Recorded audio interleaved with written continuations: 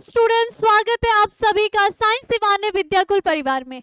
मैं शालिनी, आपके biology educator, आज आप सभी के लिए लेकर आई हूँ चैप्टर नंबर 6 वंशागति के आणविक आधार का एक नया टॉपिक, जिसमें कि हम पढ़ने वाले हैं डीएनए प्रतिकृति के बारे में।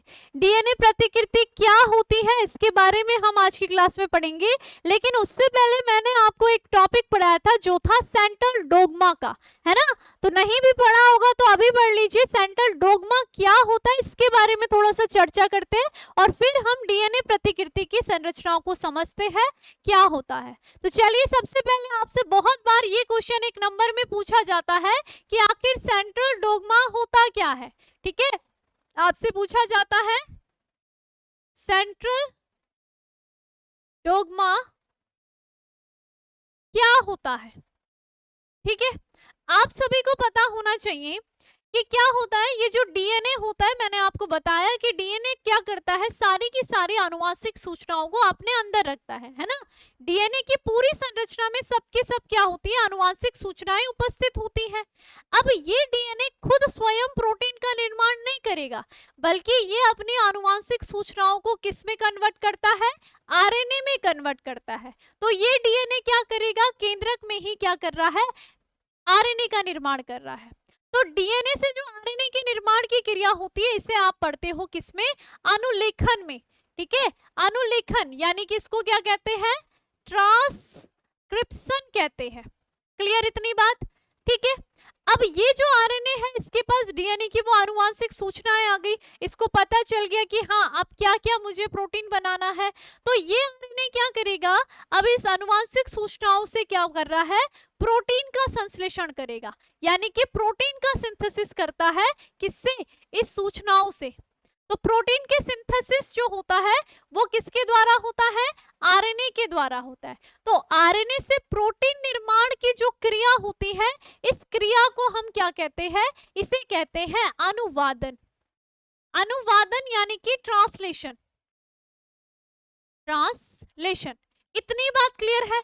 ठीक है, तो ये जो नियम है ये है सेंट्रल डोग्मा। लेकिन ये बात ध्यान रखना, जब भी डीएनए एक पीढ़ी से दूसरी पीढ़ी में वंशागत होता है तो हमेशा जनक का डीएनए भी हमें मिलता है। मैंने कहा ना, हमें क्या है, एक डीएनए खंड हमें अपनी माता से प्राप्त है, एक डीएनए खंड हमें अपने पिताजी से प्राप्त हो रखा है। ठीक है, तो क्या होता है, डीएनए सबसे पहले क्या करता है, अपनी ही संरचना का निर्माण करता है। यानी कि डीएनए से डीएनए के जो निर्माण की क्रिया होती है उसी को क्या कहते हैं, डीएनए प्रतिकृति कहते हैं। ठीक है, यानी कि डीएनए रेप्लिकेशन के नाम से भी हम इसे जानते हैं, रेप्लिकेशन। तो यही क्या है, आपका पूरा का पूरा सेंट्रल डोग्मा का नियम होता है, डीएनए से आरएनए का निर्माण, आरएनए से प्रोटीन का निर्माण। ठीक है, और ये ध्यान रखना, डीएनए क्या करता है, सबसे पहले अपना ही यहाँ पर द्विगुणन करता है। इसे हम क्या कहेंगे, डीएनए प्रतिकृति कहते हैं। ये तीनों के तीनों टॉपिक आपके लिए बहुत इंपॉर्टेंट है, जिसमें कि आज हम डीएनए प्रतिकृति के बेस को पढ़ेंगे, कुछ प्रयोगों को पढ़ेंगे कि आखिर डीएनए प्रतिकृति होती कैसी है। प्रयोग के माध्यम से समझेंगे कि डीएनए से एक डीएनए श्रृंखला है 5' to 3', 3' to 5', ये कैसे एक नई श्रृंखला का निर्माण करेगी, अपने ही समान एक नई श्रृंखला का निर्माण करती है। ये बात क्लियर है। उसके बाद अगली क्लासेस में हम क्या पढ़ेंगे, क्या होता है अनुलेखन, डीएनए से आरएनए का निर्माण कैसे होता है। ठीक है, आरएनए यानी कि यहाँ पर आप पढ़ते हो एमआरएनए का निर्माण होता है। पहले तो आरएनए पढ़ोगे, आरएनए के सारे प्रकारों को पढ़ोगे। ठीक है, फिर क्या देखते हैं हम, एमआरएनए से प्रोटीन का निर्माण कैसे होता है, जिसे हम अनुवादन में पढ़ेंगे। ये टॉपिक आपने पूरे सेंट्रल डोग्मा के अंदर पढ़ने हैं। ये कॉन्सेप्ट क्लियर। तो चलिए स्टार्ट करते हैं। जो हमारा पहला टॉपिक है वो है डीएनए प्रतिकृति या डीएनए रेप्लिकेशन किसे कहते हैं और कैसे होती है। तो देखो यहाँ पर, देखो नेम याद रखना है कि एक क्या हो रहा है, ये डीएनए की श्रृंखला है ना, उससे एक नई श्रृंखला बनेगी। बहुत सारे वैज्ञानिक आए, उन्होंने कहा क्या पता, वो सोच रहे थे कि क्या पता ऐसे डीएनए होता होगा, यानी कि डीएनए इस तरीके से अपने आप का द्विगुणन कर रहा होता है ना। अलग अलग वैज्ञानिक थे और उन्होंने अलग अलग बातें अपनी प्रस्तुत करी। लेकिन जो बाद में वैज्ञानिक आएंगे वो अपने प्रयोग के द्वारा सिद्ध करेंगे कि आखिर एक्चुअल में डीएनए यहाँ पर अपनी तरह संरचना का निर्माण कैसे कर रहा है। ठीक है, तो देखते हैं। सबसे पहले थोड़ा सा एक एक दो दो पॉइंट पढ़ लेते हैं।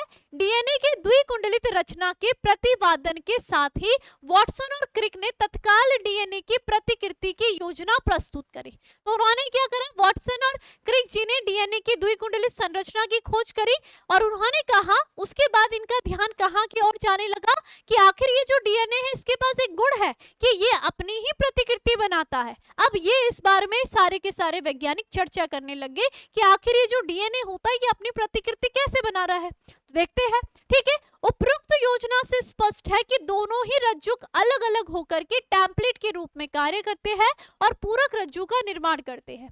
प्रतिकृति के पूर्ण होने के बाद डीएनए अणु बनता है, उसमें एक पैतृक और एक नई निर्मित लड़ी का रज्जु होता है, ठीक है। डीएनए प्रतिकृति की ये योजना अर्ध संरक्षी कहलाती है। तो अभी नहीं, अभी हमने देखना है, ये तो बातें लिखी हुई है। पहले हम देखते हैं क्या, देखो जब डीएनए प्रतिकृति हो रही थी ना, अलग अलग वैज्ञानिक थे। कोई कह रहा था कि ऐसे डीएनए ने प्रतिकृति करी होगी, ऐसा जो डीएनए की आप सभी को पहले तो ये तो पता है ना आपको कि डीएनए की दो श्रृंखलाएं होती है, ठीक है। अगर हम डीएनए की बात कर रहे हैं तो डीएनए की कितनी श्रृंखला है, 5' to 3' और 3' to 5', ये श्रृंखला होती है। ये बात तो क्लियर है ना आप सभी को, ये क्या है, हमारे डीएनए की श्रृंखला होती है। अब डीएनए की जब यहाँ पर पता चला कि ये डीएनए में क्या गुण उपस्थित होता है, ये तो अपना द्विगुणन कर सकता है ना, द्विगुणन यानी कि ये क्या कर सकता है, प्रतिकृति कर सकता है।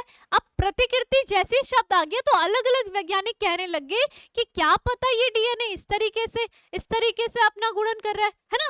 तो पहले जो वैज्ञानिक आए उन्होंने क्या तथ्य दिया, उन्होंने कहा कि जो डीएनए की दोनों श्रृंखलाएं हैं, अभी मैं ऐसे बना देती हूँ इसको, ठीक है, कैसे भी बना दो एक ही प्रकार है, ठीक है। अभी यहाँ पर स्पष्ट रूप से देखने के लिए 5' to 3' और 3' to 5', ठीक है, समझो कि कुंडलित संरचना है।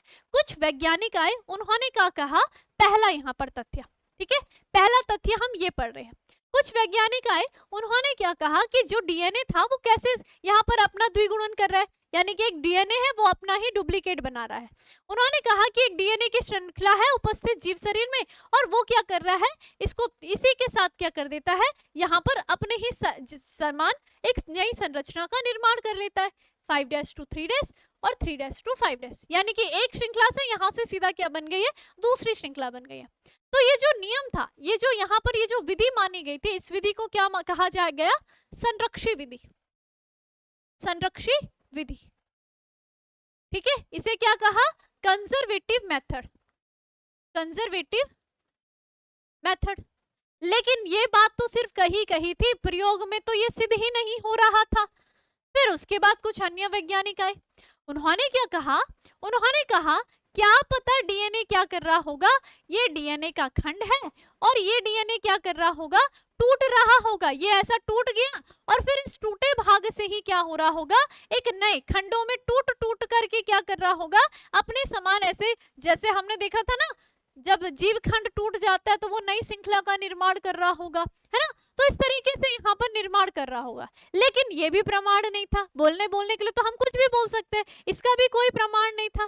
फिर उसके बाद जो वैज्ञानिक आए, जिन्होंने अपने प्रयोग से सिद्ध करा, ठीक है, उन्होंने क्या कहा, उन्होंने कहा कि जो डीएनए होता है ना, जो डीएनए होता है, इसकी 5' to 3' श्रृंखला, 3' to 5' श्रृंखला, ये श्रृंखला पहले क्या होती है, ये श्रृंखला पहले एक दूसरे से अलग हो जाती है, पहले ये श्रृंखला क्या हो जाएगी, एक दूसरे से अलग हो जाती है, ठीक है। इस तरीके से क्या हो गई, पहले एक दूसरे से पृथक हो गई, ये 5' to 3' और 3' to 5', और उसके पश्चात ये क्या करते हैं, अपने समान एक प्रति समांतर पूरक श्रृंखला का निर्माण करते हैं। यानी कि क्या करेंगे, फिर जब ये पीढ़ी में जाएंगे तो ये क्या करेंगे, यहाँ पर जैसे 5' है तो ये अपने प्रति समांतर पूरक क्या कर रही है, प्रति समांतर श्रृंखला, यानी कि 3' to 5' का निर्माण करेगी। अगर यहाँ पर 3' to 5' है तो ये अपने समान क्या कर रहा है, अपने पूरक क्या कर रहा है, एक नई श्रृंखला का निर्माण कर रहा है, और वो कैसी है, प्रति समांतर 5' to 3'। और इस तरीके से एक डीएनए खंड से क्या हो गया है, दो डीएनए खंड मिल गए हैं, है ना। जिसमें कि जो पहला खंड था, ये जो खंड था, ये कैसी श्रृंखला है, जनक की श्रृंखला है ना। और ये जो पूरक श्रृंखला है, ये क्या बन गई है, नई श्रृंखला बन गई है, ये क्या बन गई है, नई श्रृंखलाएं बन गई है। तो एक डीएनए से फिर क्या हुआ, 2 डीएनए का, तो ऐसे क्या होते रहते हैं, ये ऐसे पीढ़ी दर पीढ़ी आगे बढ़ते रहते हैं। तो ये जो विधि थी कि पहले क्या हुई, डीएनए की दोनों श्रृंखलाएं एक दूसरे से पृथक होती है, फिर वो अपने समान पूरक श्रृंखला, अपने समान यानी कि वो जो पूरक श्रृंखला जिसे हम कह रहे हैं नई श्रृंखला को, उसको क्या करता है, उसका निर्माण करती है। क्लियर हुआ ये बात। ये जो विधि थी, इस विधि को कहा क्या, अर्ध संरक्षी विधि, अर्ध संरक्षी विधि। अर्ध यानी कि आधी आधी श्रृंखला है ना, यानी कि सेमी कंजर्वेटिव मेथड। इतनी बात क्लियर। अब यहां पर क्या, अर्ध संरक्षी यानी कि अर्ध मतलब आधा, है ना। दोनों श्रृंखलाओं ने पहले अपने आप को एक दूसरे से जुदा करा और उसके पश्चात फिर क्या करा, अपने ही समान, अपने ही सामने एक पूरक नई श्रृंखला का निर्माण करा। तो पहली वाली जो श्रृंखला थी वो जनक की श्रृंखला थी, नई जो श्रृंखला है वो संतति की श्रृंखला है। तो इस तरीके से क्या करता है, डीएनए अपने ही समान नई डीएनए श्रृंखला का निर्माण करता है। तो डीएनए प्रतिकृति ही होता क्या है, डीएनए से डीएनए का निर्माण, डीएनए से डीएनए का जो निर्माण की क्रिया होती है, इसी को हम डीएनए प्रतिकृति कहते हैं। और डीएनए प्रतिकृति कैसे करता है, ये बात ध्यान रखना है। डीएनए प्रतिकृति किस तरह, कौन सी विधि के द्वारा करता है, अर्ध संरक्षी विधि के द्वारा करता है। अब आप बोलोगे मैम जब आपने संरक्षी बताया तब तो आपने बोला कि नहीं होता, ये क्यों नहीं होता है, तो यहाँ पर किसी ने प्रमाण नहीं दिया था, किसी ने प्रयोग करके नहीं बताया था, लेकिन कुछ ऐसे विद्वान वैज्ञानिक भी थे जिन्होंने यहाँ पर ये जो प्रतिकृति हो रही है डीएनए की, इसको अपने प्रयोग के माध्यम से बताया था। तभी जाकर के कहा जाता है कि जो डीएनए अपने ही समान नई डीएनए श्रृंखला का निर्माण करता है वो अर्ध संरक्षी विधि के द्वारा करता है। ये दिमाग में बांट लो कि पहले डीएनए की दोनों श्रृंखलाएं अलग होगी और फिर वो अपने पूरक नई डीएनए श्रृंखला का निर्माण करते हैं। इस विधि को हम क्या कहते हैं, अर्ध संरक्षी विधि कहते हैं। ये कॉन्सेप्ट क्लियर। अब हम यहाँ पर क्या पढ़ेंगे, सबसे पहले उस प्रयोग को पढ़ेंगे जो अर्ध संरक्षी विधि के लिए किया गया था। पहले हम देखेंगे कि आखिर कौन सा प्रयोग था वो, कि जिसमें बताया गया था कि अर्ध संरक्षी विधि के द्वारा ही डीएनए अपनी नई डीएनए श्रृंखला का निर्माण करता है। पहले आप प्रमाण मांगोगे ना, उसके बाद हम क्या पढ़ेंगे कि एक्चुअल जो डीएनए होता है, जो जीव शरीर के अंदर डीएनए है, वो किस प्रकार से यहाँ पर अर्ध संरक्षी विधि के द्वारा नई डीएनए श्रृंखला का निर्माण करता है। तो आज की क्लास में मैं आपको प्रायोगिक परिणाम को दूंगी, ठीक है। प्रायोगिक जो हमने प्रयोग करे होंगे, प्रायोगिक प्रमाण जो होंगे वो हम देखेंगे और फिर अगली क्लास में हम इस डीएनए प्रतिकृति की जो एक्चुअल क्रियाविधि होती है उसके बारे में पढ़ेंगे, ठीक है। तो स्टार्ट करते हैं। तो इसके लिए हमें कहाँ पहुंचना पड़ेगा, लैब में पहुंचना पड़ेगा, है ना। तो लैब में हमें सामान भी देने हैं, लेकिन लैब में हमें अपने साथ क्या ले जाना है, अरे ये चलो कोई बात नहीं, ठीक है, कोई नहीं। इस तरीके से आप देख रहे हो ना, ये डायग्राम देख लो कि ये डीएनए की दोनों श्रृंखलाएं पहले एक दूसरे से अलग हुई और फिर इन्होंने क्या कर दिया है, इन्होंने अपने क्या करा है, यहाँ पर नई श्रृंखला का निर्माण कर दिया, ठीक है। चलो कोई नहीं, डायग्राम को आगे पीछे कर देंगे, है ना। खिचड़ी बच गई है, चलो कोई बात नहीं, समझ में आ गया आपको, तो इतना तो आ ही गया होगा। चलो यहाँ पर लिखना था मैम ने।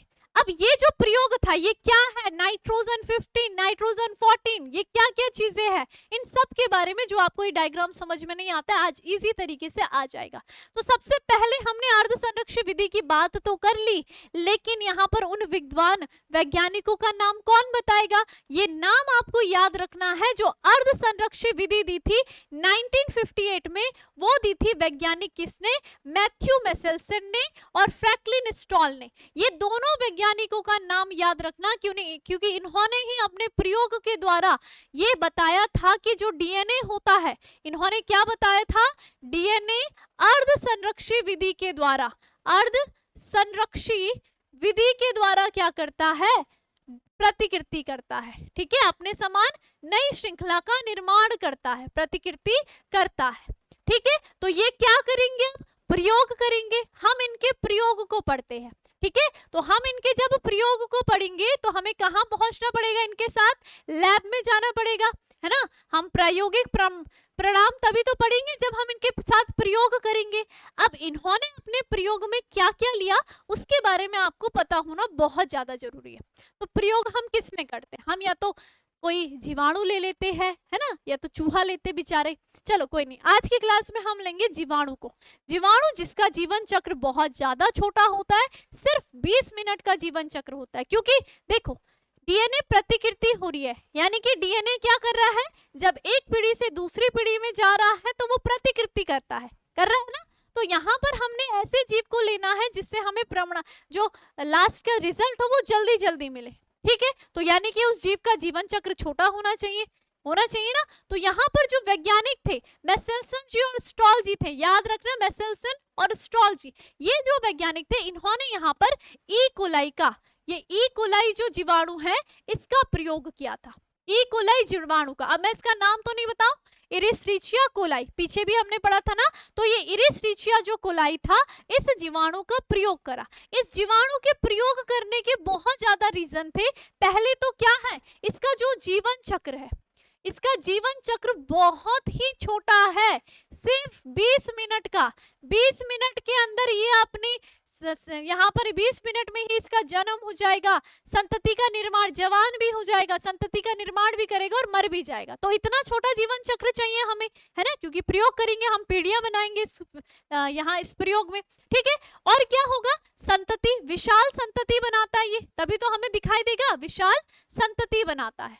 तो ये बहुत सारे ये गुण होते हैं, ठीक है। और हम इसको क्या कर सकते हैं, आसानी से संवर्धित कर सकते हैं। हम लैब में इसको आसानी से, किसी को में भी अगर हम इसको कोई भी प्रवेश कराए, कोई केमिकल वगैरह सब, तो ये क्या रहेगा, उसको झेल सकता है, ठीक है। तो आसानी से इसको क्या कराया जा सकता है, प्रयोगशाला में संवर्धित किया जा सकता है, उगा भी सकते हैं हम इसको, ठीक है, बना भी सकते हैं हम इसको। क्लियर हो गया। पोषण माध्यम में हम एक पोषण प्लेट लेते हैं, उसमें हम इसको ग्रो भी कर सकते हैं, ठीक है, इसे हम जैव संवर्धन कह रहे हैं, ठीक है। तो ये सब इसके गुण होते हैं, इसलिए हमने यहाँ पर ई कोलाई को ही लिया था, वैज्ञानिकों ने इसीलिए क्या करा था, ई कोलाई को लिया। तो पहला तो जीवाणु आ गया हमारे पास जिसमें हमने प्रयोग करना है।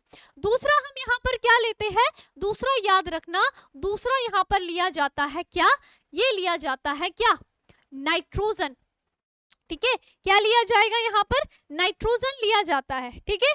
क्या लिया जाएगा, नाइट्रोजन लिया जाएगा। अब नाइट्रोजन क्यों, नाइट्रोजन के समस्थानिक लिख दो, नाइट्रोजन भी लिख सकते हो, नाइट्रोजन के समस्थानिक लेते हैं, समस्थानिक, अभी आपको समझाती हूँ। चलो अब देखो, नाइट्रोजन सबसे पहले तो ये जो नाइट्रोजन के समस्थानिक थे ना, ये कहां से लिए गए थे, ये लिए गए थे अमोनियम क्लोराइड से। ये नाम याद रखना है, अमोनियम क्लोराइड से, ठीक है। किससे लिए गए थे, ये जो नाइट्रोजन के समस्थानिक थे ना, समस्थानिक क्या होता है आप सभी को पता है ना, जिनके परमाणु क्रमांक सेम होंगे लेकिन उनका परमाणु भार जो होता है, परमाणु भार जो होता है वो कैसा होता है, अलग अलग होता है ना। तो इसी को हम क्या कहते हैं, समस्थानिक कहते हैं। ये पढ़ा होगा आपने केमिस्ट्री में भी। अब अमोनियम क्लोराइड जो होता है वो कौन सा है, N14, N14, इसका भार कितना, 15, और क्लोराइड, ये इस अमोनियम क्लोराइड से नाइट्रोजन के क्या लिए है, समस्थानिक लिए। अब आप बोलोगे मैम नाइट्रोजन क्यों लिया, आप सभी को पता है ना कि डीएनए की संरचना में नाइट्रोजन बेस प्रेजेंट होते हैं, है ना। तो इसका मतलब ये नाइट्रोजन जब जाएगा तो ई कोलाई के डीएनए से ही तो चिपक जाएगा, वहीं पर तो काम करेगा, ये समझ में आ गया, इसलिए नाइट्रोजन चूज करा था। अब डीएनए यहाँ पर सॉरी किसके, नाइट्रोजन के जो समस्थानिक थे वो कौन कौन से थे, दो समस्थानिक को लिया था, ये ध्यान रखना है। पहला लिया था इन्होंने क्या, नाइट्रोजन 14, क्या लिया था, नाइट्रोजन 14 लिया था, समस्थानिक नाइट्रोजन 14 आपको याद रखना है, ठीक है। और दूसरा समस्थानिक कौन सा लिया था, नाइट्रोजन 15 लिया था। ये बात क्लियर। नाइट्रोजन 14 जो होता है ये कैसा होता है, हल्का होता है, ये ध्यान रखना, ये हल्का गाढ़ा सब आपको ध्यान रखना है। और जो नाइट्रोजन 15 होता है वो कैसा होता है, भारी होता है। ये बात क्लियर हो गई। क्या लिया, प्रयोग करने गए आप लोग, आपने अपने साथ लिखा, एक क्या करना है, जीवाणु ले लेना है, कौन सा, ई कोलाई, ठीक है, उसके रीजन आपको पता है। उसके बाद क्या कर लो, नाइट्रोजन के समस्थानिक ले लो, और वो समस्थानिकों को कहां से लेना है, अमोनियम क्लोराइड से ले लेते हैं। अब इसके भी नाइट्रोजन के दो समस्थानिक कौन है, एक है N14 और दूसरा क्या है, भारी वाला N15। ये बात क्लियर हो गई है, क्लियर है इतनी बात, ठीक है। अब चलो आगे, तो अब हम इसको समझते हैं प्रयोग करके, है ना। प्रैक्टिकल करेंगे तभी समझ में आएगा कि आखिर हमारे वैज्ञानिक ने कैसे यहाँ पर डीएनए प्रतिकृति के बारे में पता लगाया था एक जीवाणु का यूज करके। तो चलिए, हमने सबसे पहले देखना है हमने क्या करा। हमारे पास जो प्रयोग में पहला हमने देखा था कि हमने क्या लिया था, इकोलाई जीवाणु लिया था। इकोलाई क्या है, जीवाणु है। सबसे पहले लैब में हम इसको क्या करते हैं, पोषण माध्यम देते हैं। पोषण माध्यम देते हैं यानी कि ताकि ये क्या कर सके, ग्रो हो सके। ठीक है, तो हम क्या कहते हैं कि हम इसका संवर्धन कर रहे हैं और यहाँ पर इसका जो संवर्धन किया जाता है इसको मिलाया जाता है सीजियम क्लोराइड से। सीजियम क्लोराइड से मिलाया जाता है। ठीक है, अब इस पोषण माध्यम को लेकर के ये क्या होगा, ग्रो होगा, है ना। और मैंने क्या कहा कि जो ई कोलाई होता है इसका जो जीवन चक्र होता है ये केवल 20 मिनट का होता है, तो फटाफट ये संतति भी बनाएगा। तो चलिए देखते हैं कैसे बनाएगा। तो देखो क्या क्या होता है। ठीक है, ये हमारा ई कोलाई था, ई कोलाई है। ठीक है, ये क्या है, इसका पहला हमने जो ई कोलाई लिया, जब ये बन गई, इनकी संख्या बहुत सारी बन गई, तो सबसे पहले हमने यहाँ पर 2 समय स्थानिक लिए थे नाइट्रोजन के। एक क्या था, नाइट्रोजन 15 था, दूसरा क्या था, नाइट्रोजन 14 था। तो पहला जो हमने ई कोलाई लिया उसमें हमने कौन सा समय स्थानिक मिला दिया, नाइट्रोजन 15 का। हमने इसको इसके अंदर इंजेक्ट क्या करा, पहले में नाइट्रोजन 15 को इंजेक्ट कर दिया। क्लियर है, तो ये क्या बन गई हमारी, ये बनी हमारी पीढ़ी 1, पहली पीढ़ी ये बनी F1 पीढ़ी। ठीक है, उसके पश्चात अब मैंने क्या कहा, इसका जीवन चक्र ही कितने मिनट का है, 20 मिनट का है। 20 मिनट में ये पैदा हुआ, उसके बाद इसने जवान अवस्था में आया और उसके बाद फिर क्या हुआ, संतति पैदा करी और फिर मर भी गया। ठीक है, तो यहाँ इस ई कोलाई से दूसरी पीढ़ी कौन सी, जिसको हम क्या कहेंगे, F2 पीढ़ी कहेंगे, तो ये बनेगी अब यहाँ पर। ठीक है, तो ये ई कोलाई की कौन सी पीढ़ी बन गई है, सेकंड पीढ़ी बन गई। अब इस सेकंड पीढ़ी में हमने क्या करा, हमने नाइट्रोजन के 2 समय स्थानिक लिए थे, है ना। तो उनमें से कौन सा वाला, N14 वाला, N14 वाला इसमें इंजेक्ट कर दिया। फिर उसके बाद फिर हमने क्या करी, इसकी और संतति बनाई जो कि क्या कहलाएगी, इसकी F3 पीढ़ी कहलाएगी, है ना। और F3 पीढ़ी में हम क्या देखते हैं, यहाँ पर ई कोलाई है। ठीक, ई कोलाई थी, जो हमारा ई कोलाई बना तीसरी पीढ़ी में, हमने इसमें भी क्या कर दिया, जो नाइट्रोजन का समय स्थानिक था कौन सा, N14 वाला, इसी को इंजेक्ट कर दिया। इतनी बात क्लियर है। तो हमने 3 पीढ़ियां ली, हमने नहीं, जो वैज्ञानिक थे उन्होंने क्या करी है, 3 पीढ़ियां ली और तीनों पीढ़ियों में एक में नाइट्रोजन 15 डाल दिया समय स्थानिक, एक में नाइट्रोजन 14 और उसकी अगली पीढ़ी में नाइट्रोजन 15 डाल दिया। अब फिर बाद में इस ई कोलाई का अपकेंद्रण किया गया। ठीक है, अपकेंद्रण किस में किया गया, इसमें याद रखना। ठीक है, ये अपकेंद्रण सीजियम क्लोराइड में किया जाता है, ये ध्यान रखना। ठीक है, पहले हम इसको ग्रो करते हैं पोषण माध्यम में और उसके बाद हमने जब ये सब क्या डाल दिया, इसमें नाइट्रोजन के समय स्थानिक डाल दिए, फिर हम इसका अपकेंद्रण किसके साथ करेंगे, इस सीजियम क्लोराइड के साथ करेंगे। ठीक है, इस विलयन के साथ करेंगे और इस विलयन को हमें क्या दिखेगा, कुछ इस तरीके से प्राप्त होगा। हमने एक यहाँ पर ट्यूब ली, उसमें डाल दिया इस तरीके से, ये 3 ट्यूब ले ली। ठीक है, प्रथम पीढ़ी में हमें क्या दिखा, प्रथम पीढ़ी में हमें क्या दिखा, जो ई कोलाई था, ठीक है, उसमें हमें बैंड दिखाई दे रहा था। ठीक है, वो कैसा दिखाई दे रहा था, नीचे, सबसे नीचे, और कैसा था, वो काफी डार्क कलर का था। ठीक है, कैसे कलर का था, गहरा कलर का था। तो ये तो आपको पता है ना क्यों ये गहरा था, क्योंकि आपने इसमें क्या डाला था, नाइट्रोजन का समय स्थानिक कौन सा, N15 डाला था। और मैंने कहा ये क्या होता है, भारी होता है, तो ये नीचे बैठ गया था और कैसा दिख रहा था, गहरे कलर का दिख रहा था। तो पहली पीढ़ी में इस तरीके की आपको संरचना देखने के लिए मिली। फिर दूसरी पीढ़ी में देखा, तो दूसरी पीढ़ी में देखा कि यहाँ पर जो बैंड दिखाई दे रहा है वो कहाँ दिखाई दे रहा है, मध्य में दिखाई दे रहा है। ठीक है, और ये मध्य में आपको कैसा दिखाई दे रहा है, यहाँ पर ये भी डार्क दिखाई दे रहा है। ठीक है, ये मध्य में दिखाई दे रहा है। ठीक, अभी इसके बारे में भी बात करेंगे। फिर अगली बारी में देखा, तो अगली बारी में हमने देखा कि यहाँ पर 2 बैंड दिखाई दे रहे हैं। एफ पीढ़ी में हमने जब इसका क्या कराया, अपकेंद्रण कराया, ऐसे घुमाया घुमाया घुमाया, उसके बाद देखा जो बैंड प्राप्त हुआ वो एक ऊपर बैंड प्राप्त हुआ और एक नीचे बैंड प्राप्त हुआ, है ना। एक हल्का बैंड प्राप्त हुआ और एक क्या हुआ, गहरा बैंड प्राप्त हुआ।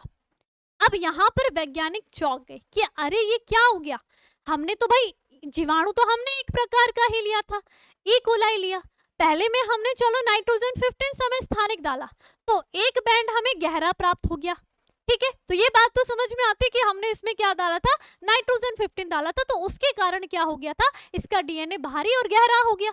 ये बात क्लियर है, इसलिए गहरा रंग दिख रहा था। अब दूसरे वाले में इन्होंने क्या करा था, नाइट्रोजन 14 डाला और इसका कैसा दिख रहा है, यहाँ पर मध्यम अवस्था में दिख रहा है, ठीक है। तो वो चौंक गए, ये क्या हुआ, है ना। नाइट्रोजन 14 डाला या तो एकदम हल्का बैंड दिखता क्योंकि हमने तो 14 डाल दिया था, ठीक है। और फिर उसके बाद फिर इसी की तीसरी पीढ़ी में जब हमने फिर से नाइट्रोजन 14 डाला तो चलो इसकी तरह तो होना था, लेकिन ये इसकी तरह भी नहीं हुआ। इसमें भी क्या हुआ, एक हल्का बैंड और एक क्या दिखा, गहरा बैंड दिखा। अब उन्होंने कहा कि चलो अब इसकी क्या करते हैं, हम जरा संरचनाओं को देखते हैं, आखिर इसके अनुवांशिक पदार्थ को देखते हैं कि वो कैसा बना है, क्योंकि हम तो यही देख रहे हैं ना डीएनए प्रतिकृति कैसे करता है। तो आप डीएनए की संरचना देखिए, इसमें उसका अध्ययन करा तो क्या दिखा, पहले वाले में क्या दिखा, यहाँ पर उन्हें N15 नजर आया। क्यों, क्योंकि N15 डालने पर इसके डीएनए के साथ N15 मिल गया, है ना। और उस N15 को कैसे दिखा सकती हूँ मैं, यहाँ ये डीएनए की एक श्रृंखला नजर आएगी, ठीक है। 5' to 3' श्रृंखला, 3' to 5' श्रृंखला। ये क्या है, जनक ही तो है अभी, है ना, ये जनक था, इन सब का जनक तो यही है, ठीक है। चलो इसकी संरचना में ये था, ये इसका डीएनए था, ठीक है, जिसमें क्या थी, जिसमें हम देख रहे हैं कि ये जो श्रृंखलाएं थी इनमें क्या था, N15 उपस्थित था, ठीक है, नाइट्रोजन 15 उपस्थित था। जब आए हम इसकी दूसरी पीढ़ी में, इसकी दूसरी पीढ़ी के अनुवांशिक पदार्थ का अध्ययन किया गया तो इसमें क्या देखने के लिए मिला, इसमें देखने के लिए मिला कि इसके क्या हुआ था, इसके जनक से यहाँ पर इसको क्या मिले हैं, एक तो अपने जनक के डीएनए मिले हैं और एक जब हमने इसको इंजेक्ट करा ये नाइट्रोजन 14 इसकी भी श्रृंखला दिखी थी। तो एक क्या था नाइट्रोजन 15 और एक क्या था नाइट्रोजन 14, दोनों ही इसकी क्या श्रृंखला में नजर आ रहे थे डीएनए की। तो यहाँ पर अगर इसकी श्रृंखला हम देखते हैं तो वो कैसी होगी, पहले तो एक जनक की श्रृंखला थी, वो दोनों जनक की श्रृंखला क्या हो गई थी, एक दूसरे से अलग हो गई थी, यानी कि जो क्या थी 5' to 3' श्रृंखला थी और क्या थी 3' to 5' श्रृंखला थी, ये दोनों पहले एक दूसरे से अलग हो गई, ठीक है। जनक से प्राप्त श्रृंखला कौन सी थी, ये थी, और ये दोनों कैसी थी, ये थी N15 वाली, ठीक है। और इसमें हमने N14 इंजेक्ट करा तो यहाँ पर संतति ने क्या करा, यहाँ पर इस डीएनए ने अर्ध संरक्षी विधि के द्वारा अपने समान एक नई श्रृंखला का निर्माण करा। ये वाली श्रृंखला ने 3 से 5 क्रम की और एक नई श्रृंखला का निर्माण करा और इसकी दूसरी श्रृंखला ने क्या करा, 5 से 3 क्रम में एक श्रृंखला का निर्माण करा। तो इस प्रकार क्या हुआ, यहाँ पर डीएनए की 2 श्रृंखलाएं हमें क्या करने के देखने के लिए मिली। तो यानी कि डीएनए ने क्या करा, डीएनए ने अर्ध संरक्षी विधि के द्वारा अपने ही समान अपने ही पूरक एक नई श्रृंखला का निर्माण करा। और इस संरचना में हमने देखा कि इसमें क्या थे, N14 उपस्थित थे जो हमने इंजेक्ट करा था, ठीक है। तो यहाँ पर पता चल गया, यहाँ पर सिद्ध हुआ कि डीएनए क्या करता है, डीएनए प्रतिकृति कैसे करता है, डीएनए का निर्माण कैसे करता है। डीएनए में डीएनए की जब भी प्रतिकृति होती है तो उस डीएनए से जब पुराने डीएनए से एक नया डीएनए मिलता है तो एक पुरानी श्रृंखला रहती है और एक क्या रहेगी, नई श्रृंखला रहेगी। और डीएनए जो प्रतिकृति कर रहा है वो कैसी विधि के द्वारा कर रहा है, अर्ध संरक्षी विधि के द्वारा। अभी हमने पहले पढ़ा था ना कि अर्ध संरक्षी विधि में क्या होता है, जो जनक संरचना होती है, जो जनक डीएनए होता है वो पहले दोनों ही खंड एक दूसरे से अलग हो जाते हैं, दोनों की श्रृंखला एक दूसरे से अलग होगी और उसके पश्चात वो दोनों की दोनों श्रृंखला अपने ही पूरक एक नई श्रृंखला का निर्माण कर रहे हैं। यानी कि वो जो जनक वाली श्रृंखलाएं थी वो किसकी भांति काम कर रहे हैं, टेम्पलेट की भांति, ठीक है, टेम्पलेट की रज्जू की तरह काम करते हैं, ठीक है। तो यहाँ पर हमने क्या देखा, ये दोनों जो श्रृंखलाएं बनी वो कैसी बनी है, जो इसके पास डीएनए है वो कैसा है 5' to 3' इसमें जिसमें N15 उपस्थित है और एक क्या है 3' to 5' जिसमें N14 है, तो दोनों ही सेम है, ठीक है। अब यहाँ पर इसके पास तो ये वाले डीएनए की श्रृंखला है।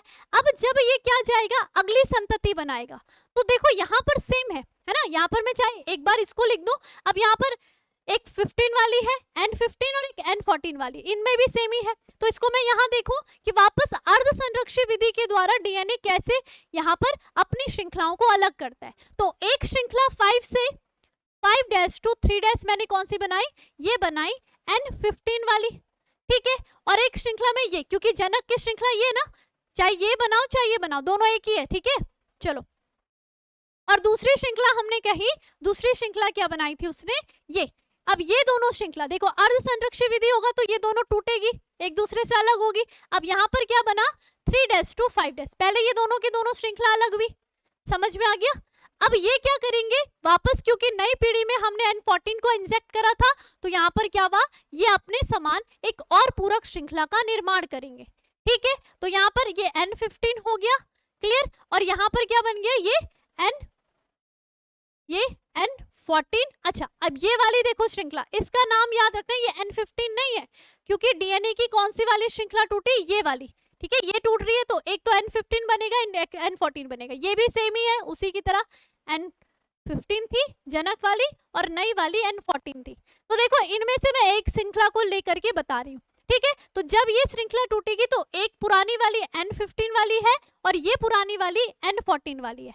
हमने इसमें N14 को इंजेक्ट करा तो यहाँ पर N14 एक, यहाँ पर नई 5 से 3 क्रम वाली ने 3 से 5 क्रम में एक N14 वाली श्रृंखला का निर्माण कर दिया, है ना, जिसमें समय स्थानिक N14 रहेगा, क्योंकि वो हमने इस संतति में डाला था। और इस वाले ने क्या करा, अपने ही समान एक और श्रृंखला करी, ये भी क्या थी, N14 वाली, ठीक है। अब देखो यहाँ पर क्या था, देखो यहाँ पर बैंडों के बारे में सोचो, बैंडों में कैसे यहाँ पर ऊपर नीचे ये इस तरीके से आए। पहले वाले में हमने N15 प्रवेश कराया तो ये कैसा दिखा, गहरा दिखा, क्योंकि N15 भारी समय स्थानिक था। दूसरे वाले में आप देखते हो कि इसकी जो बनी हुई डीएनए की संरचना है, इसमें एक श्रृंखला N15 वाली है और एक श्रृंखला क्या है, N14 वाली है, जिस कारण दोनों का ही क्या बना, भार बराबर पड़ रहा है ना, दोनों ही बराबर एक दूसरे को दिखा रहे हैं। तो इसलिए ये जो बैंड बना, ये कैसा बना, मध्य में बना, N15 N14 वाला। उसके बाद जब तीसरी संतति बनी तो ये जो दोनों श्रृंखलाएं थी N15 N14 वाली, ये जनक की श्रृंखला थी और इन्होंने, हमने इंजेक्ट क्या करा, N14 करा था इस संतति में, तो इससे नई श्रृंखला बनी कौन सी, N14 वाली। दोनों श्रृंखलाओं के सम्मुख में N14 वाली श्रृंखला बनी, जिसमें N14 समय स्थानिक था। तो आप देखो, पहली श्रृंखला में हम देख रहे हैं एक में क्या है, N15 और N14 है। जहां पर N15 अपनी प्रभावी होगा तो ये क्या कलर देगा, गहरा कलर देगा, है ना, गहरा बैंड देगा। और यहाँ पर क्या है, N14 ये दोनों ही कैसे है, इन दोनों में ही समय स्थानिक कैसा है, कैसा है, इसमें हल्का वाला है, तो ये आपको हल्का बैंड नजर आया। क्लियर हुआ। अब प्रयोग से क्या सिद्ध हुआ कि जो डीएनए होता है वो पीढ़ी दर पीढ़ी अर्ध संरक्षी विधि के द्वारा क्या कर रहा है, अपनी ही नई संतति का निर्माण कर रहा है, अपना मतलब कि अपनी प्रतिकृति करता है अर्ध संरक्षी विधि के द्वारा। कैसे, ये देख लो ध्यान से। जनक था N15, इसकी दोनों श्रृंखला में था, पहले ये दोनों श्रृंखला अलग हुई, N15 एक यहाँ, N15 एक यहाँ, संतति में हमने N14 डाला तो N15 के समूह की संतति की श्रृंखला बनी, वो N14 बनी, ठीक है। फिर ये दोनों श्रृंखला सेम है। अब यहाँ से मैं एक ही श्रृंखला को अगर यहाँ लेती हूँ, उन दोनों के अलग अलग भाग बनाती हूँ, तो N15 N14, ठीक है। फिर हमने इसमें N14 इंजेक्ट करा था तो ये नई श्रृंखला बन गई है, ठीक है। तो एक क्या होती है, मतलब कि जब जब आगे संतति बन रही है तो उसमें आप क्या देख रहे हो, डीएनए जब प्रतिकृति कर रहा है तो उसमें हमेशा याद रखना एक जनक की श्रृंखला होती है और एक नई श्रृंखला बनती है। जैसे यहाँ पर देख रहे हो ना, ये वाली N15 और N14 ये जनक की श्रृंखला थी, नई श्रृंखला कौन सी आई, ये संतति की थी। क्लियर। इसमें देखो, ये जनक की N15, ये N15 संतति थी, इसमें नई कौन सी आई थी, N14। समझ गए। तो डीएनए ने क्या करा, अर्ध संरक्षी विधि के द्वारा अपने सम्मुखे एक नई श्रृंखला का निर्माण करा, इसी को हमने क्या कहा है, डीएनए प्रतिकृति। तो यहाँ पर आपको अर्ध संरक्षी कि डीएनए अर्ध संरक्षी विधि के द्वारा प्रतिकृति करता है, ये प्रयोग आपको बहुत अच्छे से क्लियर हो गया होगा। अब अगली क्लास में हम क्या पढ़ने वाले हैं, अगली क्लास में हम पढ़ेंगे कि आखिर जो डीएनए होता है, ठीक है, जो डीएनए प्रतिकृति होती है वो होती कैसे है, डीएनए प्रतिकृति की क्रिया विधि को पढ़ना। अभी तक हमने केवल क्या पढ़ा, प्रयोग पढ़ा और इसमें हमने सिद्ध करा कि डीएनए अर्ध संरक्षी विधि के द्वारा क्या कर रहा है, प्रतिकृति कर रहा है। तो अब एक्चुअल में सजीवों में प्रतिकृति होती कैसे, डीएनए से डीएनए का निर्माण होता कैसा है, तो यहाँ पर आपको बहुत सारे एंजाइम्स को याद रखना है। एंजाइम्स बहुत सारे काम करेंगे, है ना, किसी भी क्रिया को यहाँ पर उत्प्रेरित करते हैं। तो डीएनए प्रतिकृति में आपको एंजाइम्स पढ़ना है और मैं आपको बताऊंगी यहाँ पर क्या कि किस प्रकार से डीएनए प्रतिकृति होती है। एक पुरानी डीएनए की श्रृंखला अपने सम्मुख नई डीएनए श्रृंखला का निर्माण कैसे करते हैं, जो कि आपका अगला टॉपिक होगा क्रियाविधि। डीएनए प्रतिकृति की क्रियाविधि में आप इसको पढ़ोगे, ठीक है। तो ये बात आपने ध्यान रखनी है। तो ये देख लो, एक बार डायग्राम भी देख लोगे तो आपको क्लियर हो जाएगा। पहले देखो भारी कौन सा था, दोनों की श्रृंखला में क्या था, N15 N15। इकोलाई F1 पीढ़ी में हम देख रहे हैं ना, तो इसलिए यहाँ पर देखो अपकेंद्रण के पश्चात इस डीएनए में क्या है, N15 है। समझ में आ गया। और यहाँ पर देखो अपकेंद्रण से निष्कर्षण किया गया, यानी कि ये जो F2 पीढ़ी थी उसमें क्या दिखा, उसमें आपको एक N15 वाला दिखा और एक क्या दिखा, डीएनए खंड N14 वाला, यानी कि इसकी जनक की श्रृंखला अलग अलग हुई और फिर हमने जो इसमें इंजेक्ट कराया था वो आपको दिखा। तो इसलिए वो क्या दिखा, N14 और 15 की उपस्थिति कारण मध्य में बैंड नजर आया, ठीक है। तीसरी वाली में देखो, अब ये दोनों श्रृंखलाएं अलग अलग हुई तो क्या दिखा आपको, एक हल्का बैंड N14 वाला और एक N15 N14 वाला। तो ये आप कर सकते हो, मैंने आपको बता दिया, ठीक है। एक हल्का बैंड और एक भारी बैंड दिखा। क्लियर है, ये थ्योरी आप पढ़ सकते हो बहुत अच्छे तरीके से और अपने शब्दों में आंसर लिखोगे तो ज्यादा आपको अच्छा लगेगा नहीं, ज्यादा समझ में आएगा, ठीक है। अब क्लास के पीडीएफ नोट्स की बात कर दे, जो हमारे क्लास के पीडीएफ नोट्स मिलते हैं वो हमारे टेलीग्राम ग्रुप में मिलते हैं। तो टेलीग्राम ग्रुप आप सभी को याद रखना है कौन सा है, साइंस दीवाने विद्याकुल है। आप इस ग्रुप में ज्वाइन हो जाइए, सही ग्रुप में ज्वाइन होना है जिसमें लगभग 21,000 प्लस बच्चे हैं, ठीक है। साथ ही साथ हमारा एक और यूट्यूब चैनल है साइंस दीवाने शॉर्ट स्ट्रीम से, आप इसको भी क्या करिए, सब्सक्राइब करिए। और इसी के साथ अगर आपको किसी भी बात की कोई भी परेशानी है, पीडीएफ नोट्स की, कोई भी नोट्स या फिर क्लासेस की, तो आप इस नंबर पर हमें कॉल कर सकते हो, ये हेल्पलाइन नंबर है। अगर ग्रुप ज्वाइन नहीं हो रहा है तो एक मैसेज आपको डाल देना इस नंबर पर, क्या, ज्वाइन मी का, ठीक है। ज्वाइन में डाल दोगे तो आपको हम खुद ही यहाँ से ग्रुप में ज्वाइन कर लेंगे, लेकिन आपके पास टेलीग्राम ऐप होना जरूरी है, तो कर लेना उसे डाउनलोड, बाकी ये लिख देना, ठीक है। चलिए अब मिलेंगे अगली क्लास में डीएनए प्रतिकृति की क्रियाविधि के लिए। तब तक आप सभी अपना ध्यान रखिए और रिवीजन जरूर करते रहिए। धन्यवाद।